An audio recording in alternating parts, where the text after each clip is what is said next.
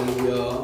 네. 하나님의 그 놀라우신 은혜가 시간 여러분 모두에게 충만하시기를 축복합니다. 네. 우리가 읽은 말씀을 중심으로 새로운 삶을 시작하려면 이런 제목으로 함께 말씀 가운데 은혜를 나누고자 합니다. 사순절기를 지나고 있는데 사순절 네 번째 주일이거든요. 오늘 사순절의 주요 주제 중에 하나가 바로 회개입니다. 회개한다는 것은 돌이키는 것, 의미가 있는 것과 함께 새로운 삶을 시작하는 의미가 있습니다. 회개하는 것은 새로운 삶으로 연결되어져야 하는 것이죠. 새로운 삶은 바로 회개로부터 출발합니다. 예수님이 선포했던 첫 번째 설교도 회개하라, 천국이 가까이 왔다. 마태복음 4장 17절 말씀에 보면 이때부터라는 얘기는 예수님께서 금식하시고 금식이 끝난 이후에 바로 그때부터 예수님께서 비로소 전파하여 이르시되 회개하라, 천국이 가까이 왔다.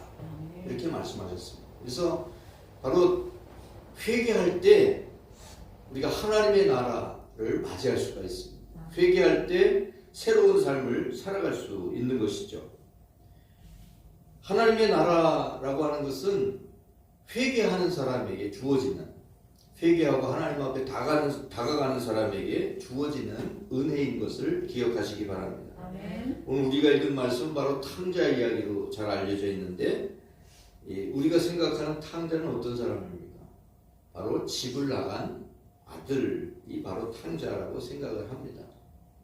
아버지를 떠나서 먼 나라로, 타국으로 간 이 아들이 인생의 쓴 잔의 맛을 보고 나서 자신을 돌아보게 되고 그제야 아버지를 생각하고 아버지에게 돌아오는 이야기가 바로 오늘 우리가 읽은 말씀의 내용인데, 아버지를 생각하는 순간 그의 삶이 변화되기 시작했다는 사실입니다. 이 아들은 사실 아버지에 대한 생각이 없었어요. 아버지와 함께 살고 있었지만 아버지를 생각한 것이 아니라 아버지가 가진 재산을 생각했어요. 그래서 돈이 인생을 행복하게 할 것이라고 하는 기대 속에 살았던 것이고, 이 돈만 생각했던 이 아들이 바로 아버지를 생각하는 그 순간, 바로 그 순간에 새로운 삶이 시작될 수 있었다고 하는 사실입니다. 아버지하고 함께 있었죠. 아버지하고 함께 있었는데 아버지를 생각하지 않았어요. 12절 말씀 보면 그 둘째가 아버지에게 말하되 아버지여, 재산 중에서 내게 돌아올 분깃을 내게 달라, 이렇게 얘기를 합니다. 이 아들은요, 이 둘째 아들은 아버지하고 분명히 같이 살았어, 한 집에. 그죠? 그 형도 있고 같이 살았는데 아버지에게 관심 없어요. 형에게도 관심이 없어요. 뭐에게만 관심이 있어요? 내게 돌아올 분깃.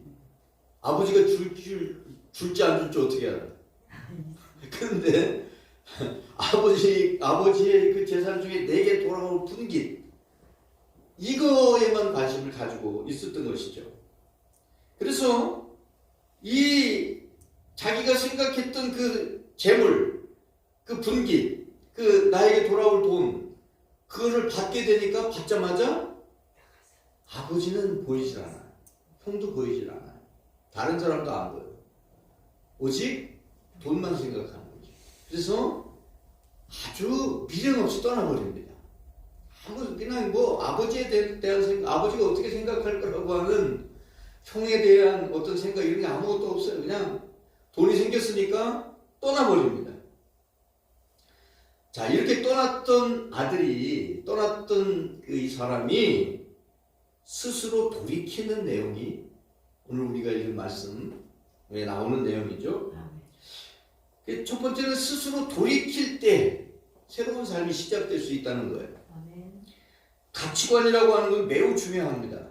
가치관이라는 것은 무엇을 가장 중요하게 생각하느냐라는 거죠. 내가 중요하게 생각하는 것, 내가 최고의 가치로 생각하는 거. 그게 가치관이라고 하는 거예요. 그 가치관이 그것으로 표현되는 것이죠. 이 무엇을 가장 중요하게 생각하느냐. 이것이 바로 생각을 주관할 뿐만 아니라 마음을 주장하게 됩니다. 마음을 결정하죠.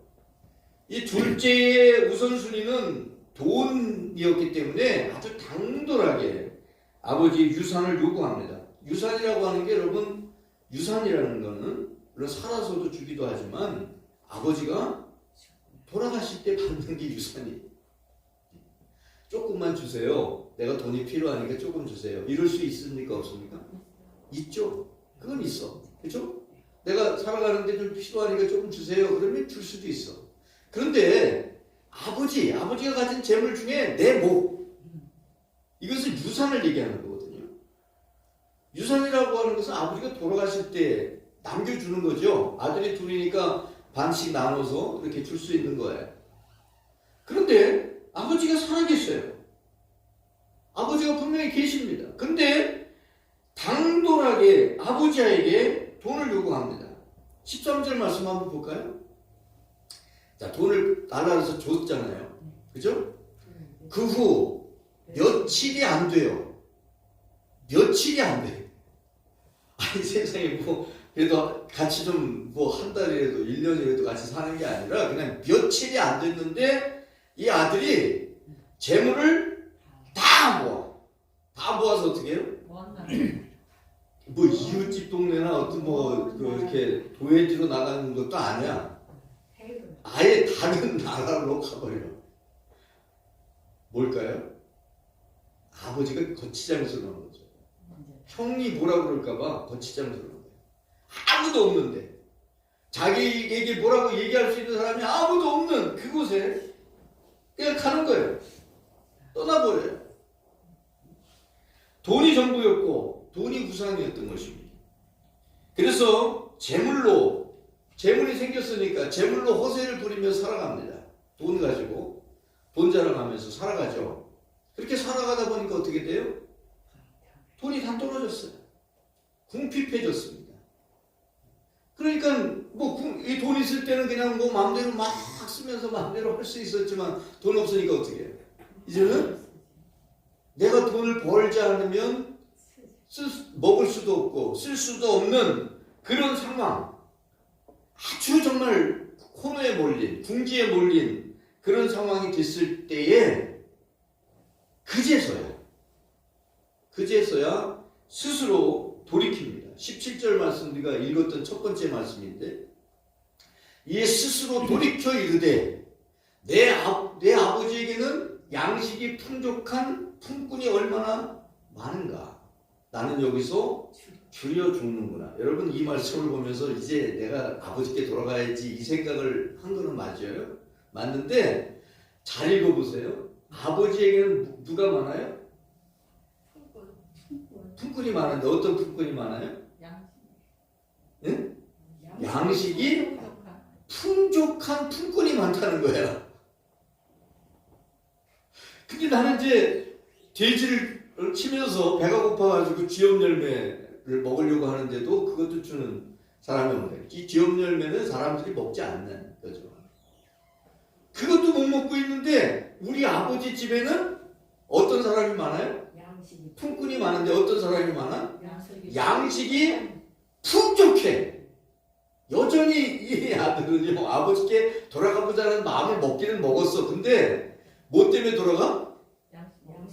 양식이 풍성한 품꾼들이 많으니까 내가 가서 아들이라고, 내가 면목이 없으니까 아들이라고는 못하겠는데 품꾼으로 일하면 양식이 풍부한 품꾼들처럼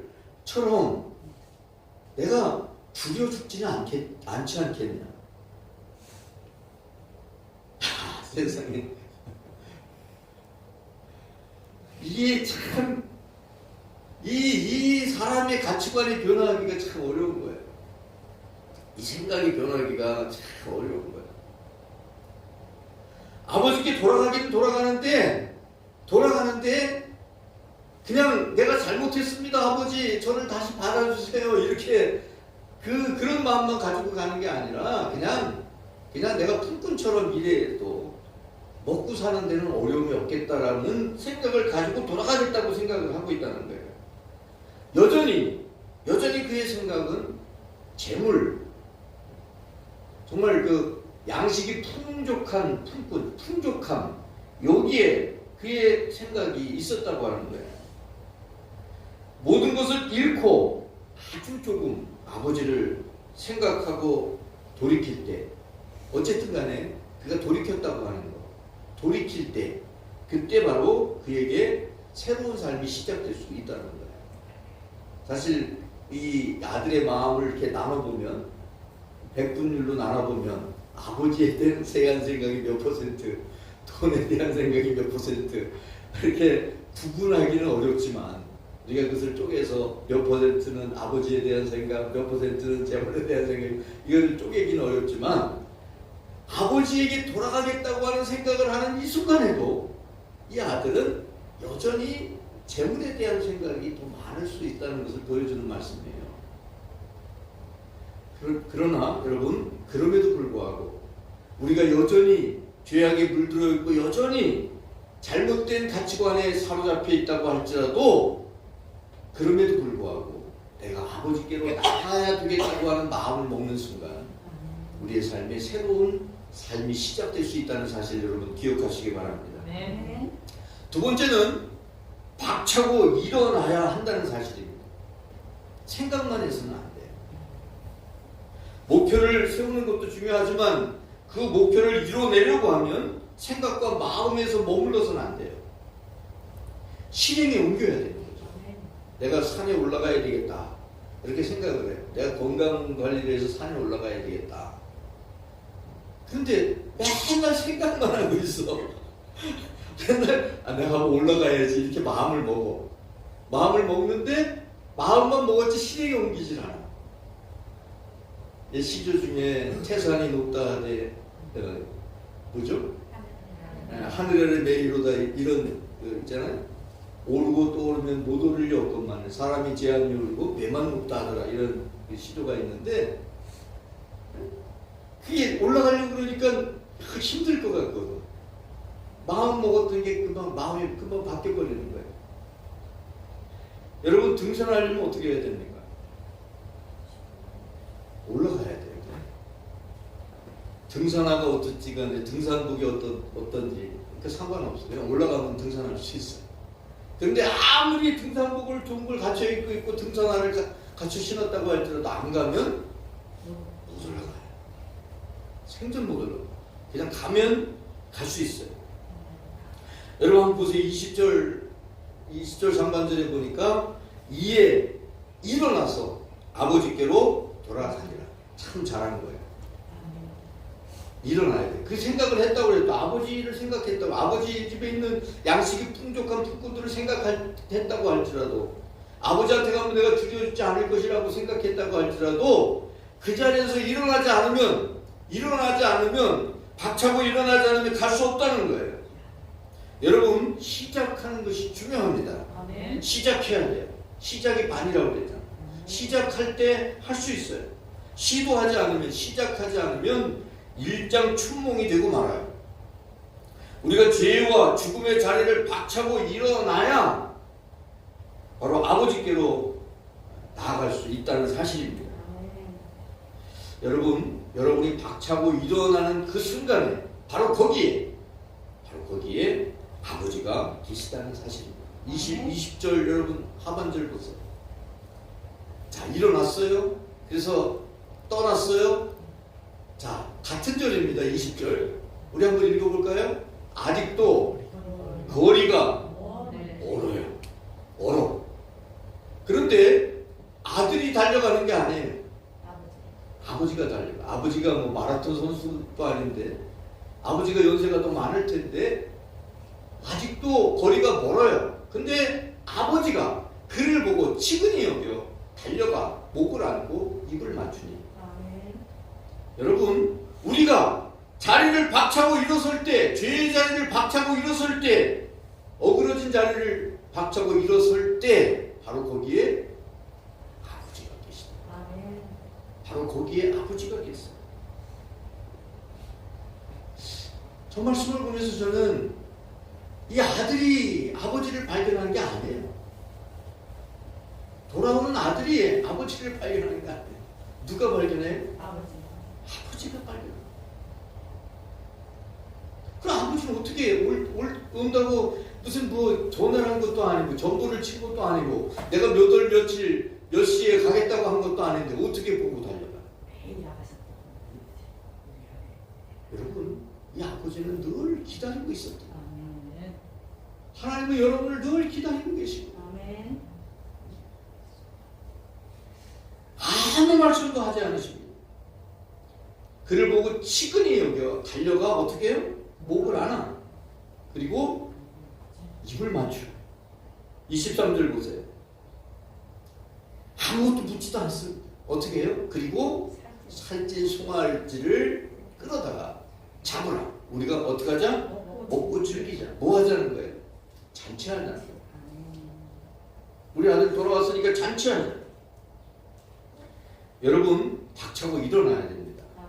박차고 일어나야 시작할 수 있습니다. 박차고 일어나야 새 삶을 살아갈 수 있습니다. 박차고 일어나는 그 자리에 바로 하나님이 계십니다. 여러분 기억하시기 바랍니다. 세 번째는 정체성에 대한 확신이 있어야 됩니다. 회개하고 아버지께로 돌아오면 아들의 신분을 되찾게 되는데 24절 말씀 보세요. 이는 이 내 아들은 죽었다가 다시 살아났고 뭐라고 불러요 아버지가? 이 내 아들이라고 불러요. 이 내 아들. 이 내 아들은 이렇게 표현합니다. 죽었다가 다시 살아났다가 내가 잃었다가 다시 얻었다. 그러면서 함께 잔치하는 거예요. 자, 이 내 아들. 여러분 하나님이 우리를 이 내 아들, 내 아들이라고 부르신다. 그러면 우리는 어떻게 해야 돼요? 제가 아들이라고 얘기해야 됩니다. 이게 우리의 정체성. 우리가 바로 아들이라는 거예요. 둘째는 스스로 19절에 보니까 품꾼으로 여겨달라 했어요. 나를 품꾼의 하나로 보소서. 이게 자기가 잘못한 게 있으니까 아들이라고 하는 난 아들이라고 아들 대우를 해달라고 요구를 못하는 거야. 그러니까 품꾼의 하나로 그냥 대해달라고 이렇게 할 수밖에 없는 거죠. 그런데 아버지는 아니라는 거예요. 아버지는 단 한 번도 너는 내 아들이 아니라고 생각한 적이 없었다는 거예요. 비록 아버지 집을 나가 호랑방탕하게 살았지만 아버지의 마음에는 항상 그 아들이 그 아버지의 마음에 자리하고 있었다는 거예요. 문제는 바로 우리입니다. 우리 스스로 하나님의 자녀라고 하는 정체성을 가지고 살아갈 때 우리가 하나님의 자녀의 삶을 살게 되고 하나님의 백성의 삶을 살게 되고 하나님 나라의 시민의 삶을 살게 되는 거예요. 내가 누군가라고 하는 것을 알 때, 내가 누군가라고 하는 것을 알지 못하면 그 삶을 살아갈 수가 없어요. 누가복음 3장 22절 말씀에 보니까 하늘로부터 소리가 나기를 너는 내 사랑하는 아들이라. 예수님이 세례 요한에게 세례받고 물에서 올라오실 때에 하늘에서 너는 내 사랑하는 아들이라 라고 하는 소리가 들리는데 여러분이 바로 죄에서 일어나서 하나님 앞에로 나올 때 회개하고 주님 앞에 나올 때 바로 너는 내 사랑하는 아들이라 이 말씀이 여러분에게 들려진다는 사실입니다. 시편 2편 7절에 보니까 여호와께서 내게 이르시되 너는 내 아들이라. 오늘 내가 너를 낳았도다. 그리스도 안에 있으면 새로운 피조물이라. 이전 것은 지나갔으니 보라 새 것이 되었도다. 새롭게 하나님이 낳으시는 그런 역사가 바로 일어난다는 사실이죠. 그래서 여러분이 이제는 하나님의 자녀, 하나님의 아들의 삶을 살게 된다는 것을 기억하시기 바랍니다. 그럴 때에 새로운 삶을 시작할 수 있어요. 하나님의 자녀의 삶을 시작할 수 있는 것이죠. 우리는 하나님을 떠나서 살아갈 때가 많았지만 하나님은 한 번도 우리를 떠나신 적이 없습니다. 둘째 아들은 아예 아버지 곁을 떠났기 때문에 때문에 우리는 탕자라고 생각합니다. 자, 여러분, 첫째 아들은 아버지를 떠났나요? 떠났습니다. 그런데 문제는 이 첫째 아들도 아버지의 마음을 알지 못하고 있었다는 거예요. 그저 아버지를 내가 섬겨야 되는 분으로 생각을 한 거예요. 29절 보세요. 29절 보면 아버지께 대답하여 이르되 내가 여러 해 아버지를 섬겨 명을 어긴 적이 없거늘, 이렇게 얘기하죠. 아버지를 섬겨서 명을 어긴 적이 없다. 여러분, 명을 어긴 적이 없는 건 누구예요? 누가 그렇게 해야 돼요? 아들이에요, 종이에요? 아들은 어길 수 있어요, 없어요? 있어요. 있지. 아들은 어길 수 있어, 그죠? 아버지를 섬기는 건 누구예요? 아들이에요, 종이에요? 종이야, 종. 아니, 부자 관계, 아버지와 아들 관계가 섬겨야 되는 건 아니잖아요. 물론 섬김도 있지만 명을 한 번도 어기지 않을 수 있을까요? 아니요. 어겨도 어때요? 어긴다고 해서 너는 이제 호적에서 파버린다고 그러고 쫓아버려? 이 첫째는요, 아버지와 함께 살았어요. 아버지 떠난 적이 없어. 근데 아버지에 대한 개념이 없어요. 아버지와 자식의 관계의 개념이 없어요. 그렇기 때문에 아버지를 섬기지 않고 떠난 둘째가 미워. 둘째 아들 미워. 형제인데 미워. 근데 그 아들이 돌아왔다고 해서 막 잔치를 베풀어 주는 게 너무 싫어. 그래서 밖에 나갔다가 일하러 갔다가 돌아오면서 잔치 소리 듣고 뭔 얘기냐, 뭔 일이냐 물어보고, 당신 동생이 돌아와서 이렇게 잔치하고 있다니까 어때요? 집에 안 들어가. 집에 안 들어가. 아버지에 대한 배신감, 동생에 대한 배신감.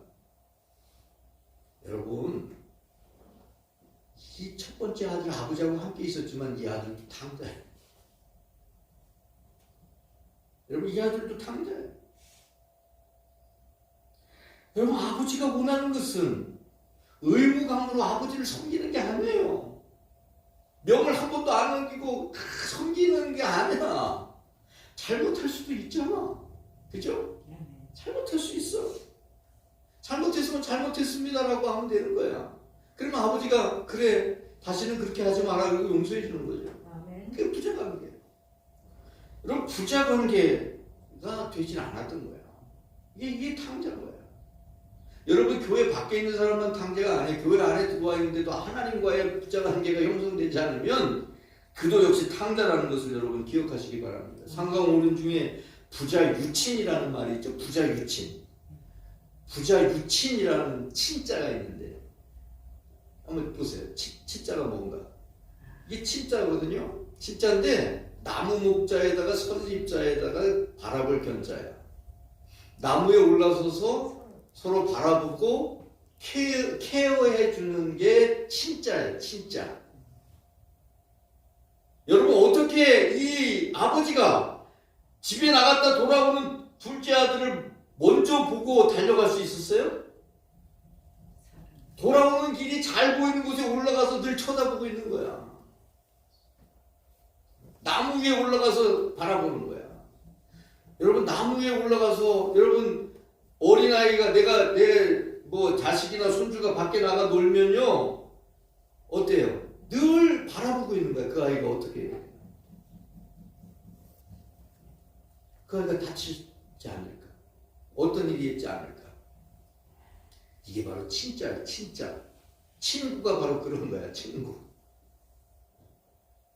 여러분, 그렇게 아버지와 우리의 관계, 부모와 자식의 관계, 또 우리 성도들이 형제라고 그러죠. 믿음의 형제자매의 관계가 바로 그런 관계예요. 아멘. 서로 바라보고 서로 케어해 주는 관계. 하나님이 우리에게 원하시는 관계가 바로 그런 관계예요. 아멘.